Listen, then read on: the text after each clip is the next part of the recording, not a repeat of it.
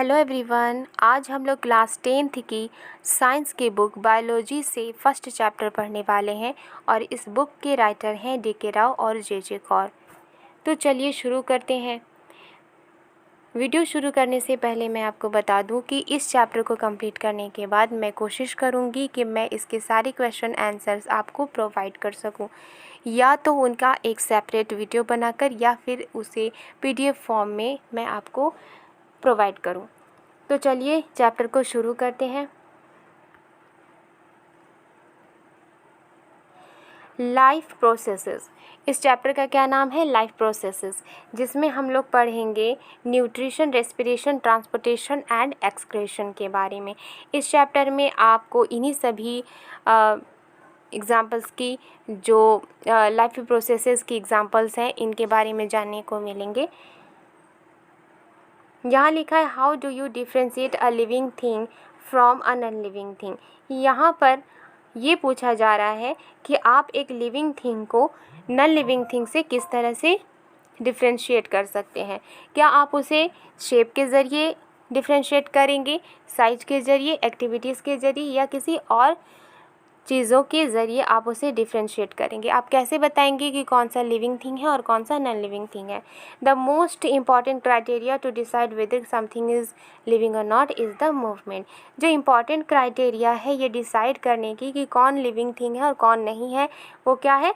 Movement है। Change in position of an organisms. अगर कोई ऑर्गेनिज़म्स अपने पोजीशन को चेंज करती है या फिर वो अपने बॉडी पार्ट को चेंज करती है, बॉडी पार्ट के पोजीशन को चेंज करती है, खुद से करती है, तो वो क्या कहलाती है? मूवमेंट कहलाती है। All living things move by themselves without any external help. जो सभी लिविंग थिंग्स हैं वो खुद से ही मूव करते हैं बिना किसी एक्सटर्नल हेल्प के। और दूसरी ओर जो नॉन लिविंग थिंग्स हैं वो एक जगह से दूसरी जगह मूव नहीं कर सकते। फॉर एग्ज़ाम्पल, अगर एक इंसेक्ट है वो अब क्या करती है? एक जगह से दूसरी जगह मूव करती है, तो उसने अपनी पोजीशन को चेंज किया, यानी कि वो लिविंग थिंग्स है। और अगर एक पत्थर है वो अपनी जगह से मूव नहीं कर सकता, इसलिए वो क्या है? नॉन लिविंग थिंग है। ओके, नेक्स्ट है animals can move from one place to another while plants are fixed at one place. Animals जो है वो एक जगह से दूसरी जगह मूव कर सकते हैं, लेकिन जो प्लांट्स हैं वो एक ही जगह पर फिक्स रहते हैं। The plants can show movements in their body. लेकिन जो प्लांट्स हैं वो अपने मूवमेंट को शो करते हैं अपनी बॉडी पार्ट्स के ज़रिए, जैसे कि लीव्स हो गए, शूट, रूट्स एंड फ्लावर्स हो गए, only in response to stimuli.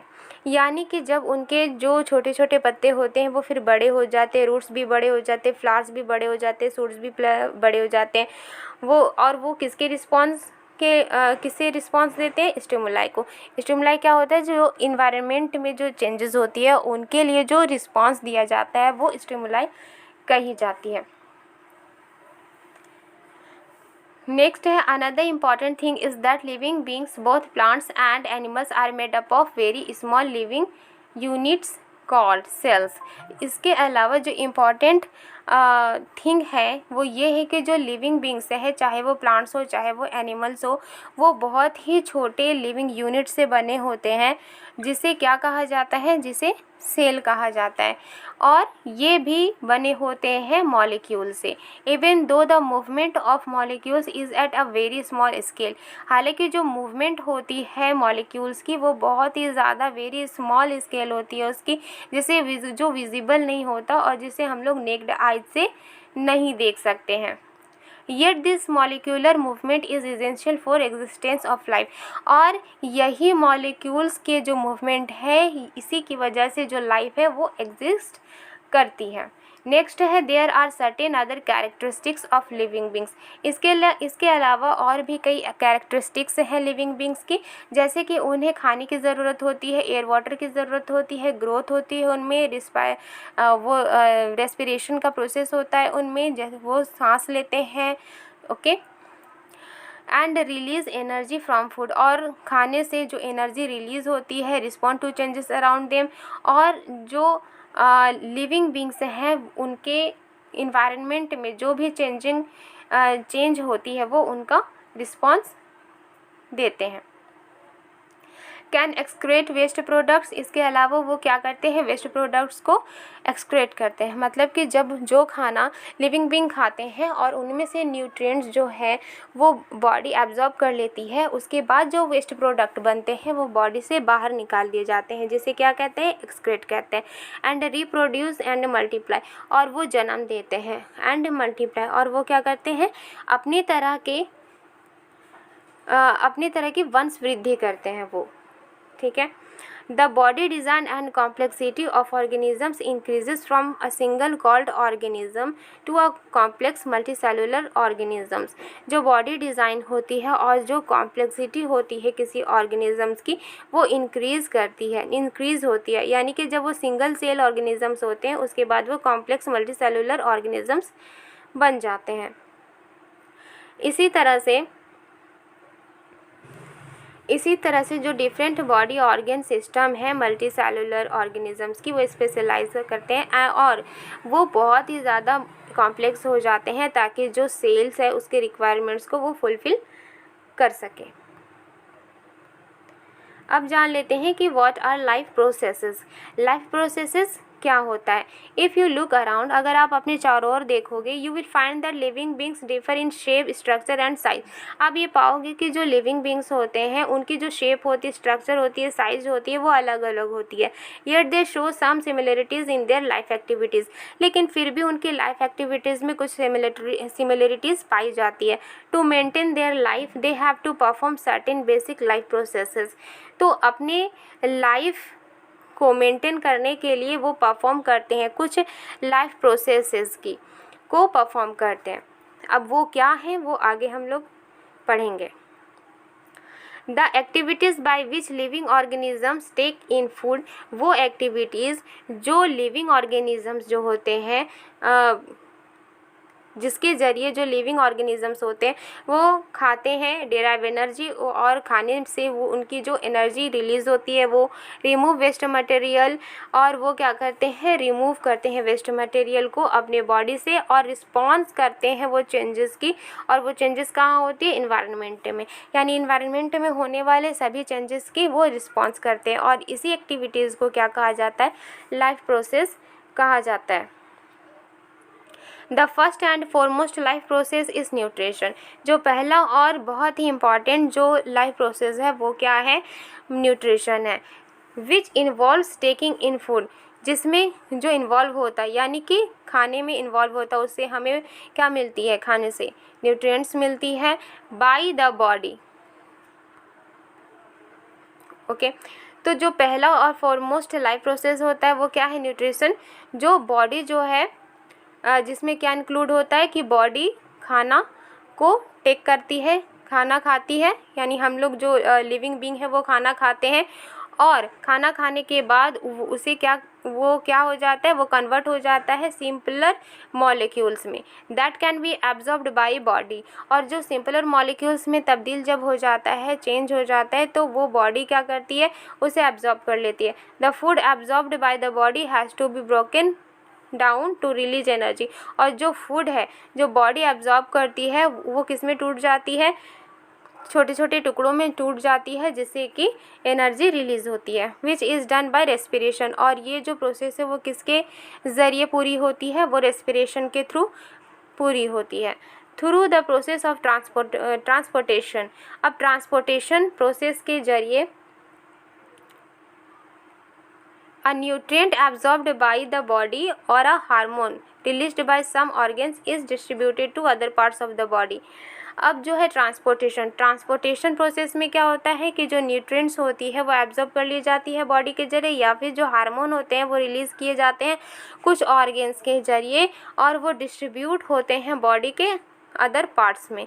और एंड अनदर प्रोसेस एक्सक्रेशन, और दूसरा जो प्रोसेस है वो एक्सक्रेशन है। हेल्प्स इन रिमूविंग, और ये क्या करता है, हेल्प करता है, किसकी हेल्प करता है, वेस्ट मटेरियल को बॉडी से बाहर निकालने के लिए मदद करता है। Since the organisms live in an environment, क्योंकि जो ऑर्गेनिजम्स होते हैं वो इन्वायरमेंट में रहते हैं, the process of control and coordination helps them to adopt to change in the environment in and around them. क्योंकि जो ऑर्गेनिजम्स होते हैं वो इन्वायरमेंट में रहते हैं, तो उनके जो इन्वायरमेंट है, उनके चारों ओर के जो इन्वायरमेंट है, उसमें जो कंट्रोल एंड कोऑर्डिनेशन प्रोसेस है वो उनकी हेल्प करती है ताकि इन्वायरमेंट में हुए चेंजेस को वो अडेप्ट कर सकें। Finally the process of reproduction helps in multiplication.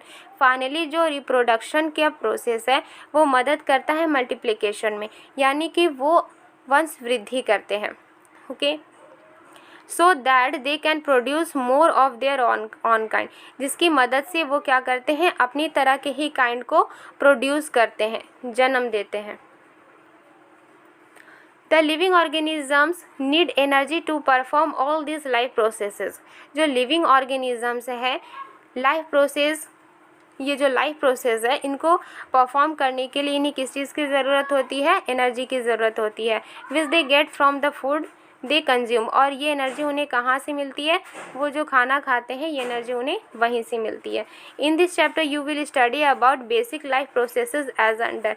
इस चैप्टर में आप पढ़ेंगे कि जो बेसिक लाइफ प्रोसेसेस है इसके अंदर क्या क्या हम लोग पढ़ने वाले हैं। तो इस बेसिक लाइफ प्रोसेसेस के अंदर हम लोग पढ़ने वाले हैं न्यूट्रिशन के बारे में, रेस्पिरेशन के बारे में, transportation of materials and fluids के बारे में, और इसके अलावा एक्सक्रेशन के बारे में। तो चलिए न्यूट्रिशन के बारे में हम लोग थोड़ा सा डिस्कस कर लेते हैं। तो चलिए अब न्यूट्रिशन के बारे में जान लेते हैं। न्यूट्रिशन के बारे में जानने से पहले यहाँ पर लर्निंग ऑब्जेक्टिव दिया गया है, इसे हम लोग देख लेते हैं कि आखिर इसमें क्या लिखा है। इसमें लिखा है after completing this unit you will be able to. इस यूनिट को कंप्लीट करने के बाद आप एबल होंगे कुछ क्वेश्चंस का आंसर देने में। यहाँ पर कुछ क्वेश्चंस दिए गए हैं, अगर आप चाहें तो आप इन्हें सॉल्व कर सकते हैं।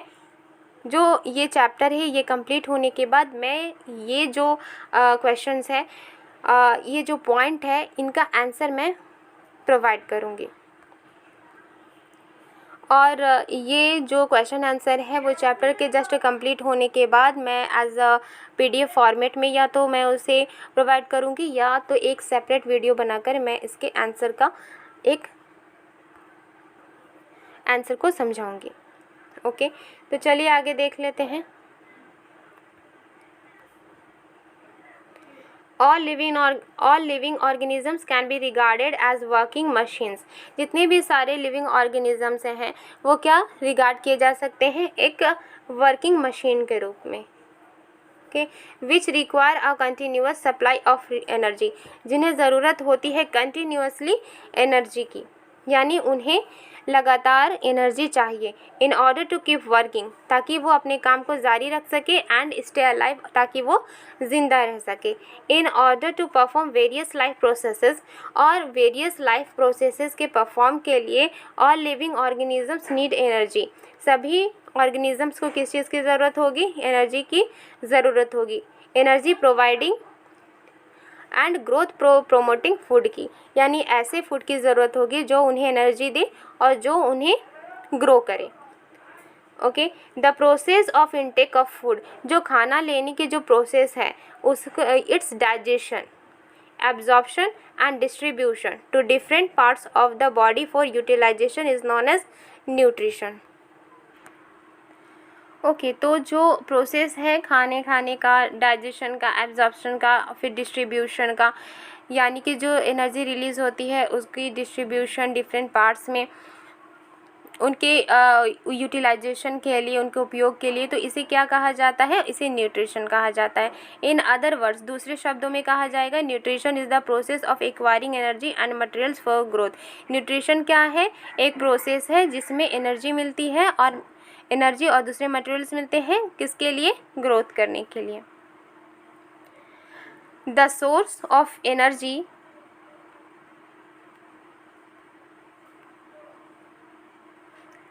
The source of energy and materials is the food we eat and utilise. जो सोर्स है एनर्जी की वो क्या है, वो है हमारा भोजन, जिसे हम खाते हैं, हम जिसे यूटिलाइज करते हैं, जिसे हम यूज़ में लाते हैं। तो यहाँ पर एक पॉइंट दिया गया है, आप उन्हें देख सकते हैं। यहाँ ये जो फूड है वो डिवाइड किए गए हैं और ये यहाँ शो किया जा रहा है कि किस तरह का फूड किस तरह के फूड में क्या पाया जाता है। तो जो प्रोटीन्स होते हैं वो बॉडी बिल्डिंग फूड होते हैं, जो कार्बोहाइड्रेट होते हैं वो एनर्जी गिविंग फूड होते हैं, जो विटामिन्स एंड मिनरल्स होते हैं वो प्रोटेक्टिव फूड होते हैं, जो फैट होते हैं वो एनर्जी गिविंग फूड होते हैं। स्टडी टिप में लिखा है food is an organic substance. Food क्या है? एक ऑर्गेनिक सब्सटेंस है। सिंपल शुगर और glucose is the simplest form. Simple sugar जो होती है या जिसे ग्लूकोज कहते हैं वो सिंपलेस्ट फूड होती है। Starch is a complex food, जबकि जो स्टार्च होता है वो कॉम्प्लेक्स फूड होता है which is made from glucose, जो कि ग्लूकोज से बना होता है। और glucose and starch are carbohydrate, और ग्लूकोज और स्टार्च क्या होते हैं? वो कार्बोहाइड्रेट्स होते हैं। Carbohydrates are most common food of getting energy, और कार्बोहाइड्रेट क्या है? एक कॉमन फूड है जिससे हमें एनर्जी मिलती है। Food substances such as proteins, carbohydrates, fats, minerals etc. which support the growth of organisms and provide raw materials for the biosynthesis of body constituents are called nutrients. Okay, तो जो food substances होते हैं जैसे कि proteins हो गए, carbohydrates, fats, minerals हो गए, और इसी तरह से और भी जो सब्सटेंसेस होते हो गए, वो क्या करते हैं? सपोर्ट करते हैं। किसे सपोर्ट करते हैं? ग्रोथ ऑफ ऑर्गेनिजम्स की। ओके, और प्रोवाइड करते हैं रॉ मटेरियल्स किसके लिए? For the biosynthesis of body constituents. Biosynthesis किसे कहते हैं? बायोसिंथेसिस कहते हैं ऐसे प्रोसेस को जिसमें जो बॉडी है वो सिंपल सब्सटेंसेस से कॉम्प्लेक्स सब्सटेंसेस में बदल जाती है। ओके, तो इसे कहते हैं न्यूट्रिएंट्स। तो यहाँ पर दो डेफिनेशन दिए गए हैं न्यूट्रिएंट्स के, एक ये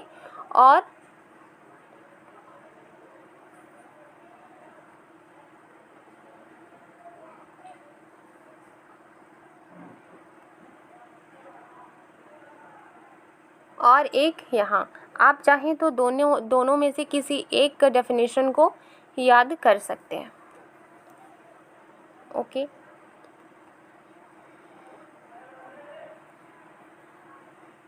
nutrients are broadly divided into 3 groups namely. Nutrients जो होते हैं वो 3 भागों में डिवाइड किए गए होते हैं। एनर्जी यील्डिंग जिन्हें कार्बोहाइड्रेट कहा जाता है, एंड फैट्स जो प्रोवाइड करते हैं, बॉडी बिल्डिंग जिनमें प्रोटीन शामिल है, और ग्रोथ रेगुलेटिंग और प्रोटेक्टिव जिनमें विटामिन एंड मिनरल शामिल है। Organisms need food for. अब ऑर्गेनिजम्स को किस लिए फूड की ज़रूरत होती है? तो ऑर्गेनिजम्स को फूड की ज़रूरत होती है ग्रोथ करने के लिए एंड टू गेट एनर्जी, और एनर्जी पाने के लिए, ताकि जो उनकी जो लाइफ की एक्टिविटीज़ है वो उन्हें अच्छी तरह से कैरी कर सके। Repair of damaged cells and tissues. इसके अलावा जो सेल्स होते हैं, हमारी बॉडी किससे बनी है? सेल से बनी है, टिश्यू से बनी है। तो इनकी ये जब डैमेज हो जाते हैं तो उन्हें वो रिपेयर करती है। प्रोड्यूसिंग एंजाइम्स एंड हार्मोन्स, और एंजाइम और हार्मोन्स प्रोड्यूस करने के लिए विच आर इसेंशियल, जो कि ज़रूरी है to carry out and maintain proper life activities, ताकि जो प्रॉपर लाइफ एक्टिविटीज़ है उसको कैरी किया जा सके, and develop resistance against diseases, और वो क्या करते हैं? रेसिस्टेंस डेवलप करते हैं ताकि वो बीमारियों से लड़ सकें। ओके, तो ये थी यहाँ तक की पॉइंट। अब नेक्स्ट वीडियो में हम लोग मोड्स ऑफ न्यूट्रिशन से पढ़ेंगे। आज के लिए बस इतना ही, मिलते हैं नेक्स्ट वीडियो में। Thank you.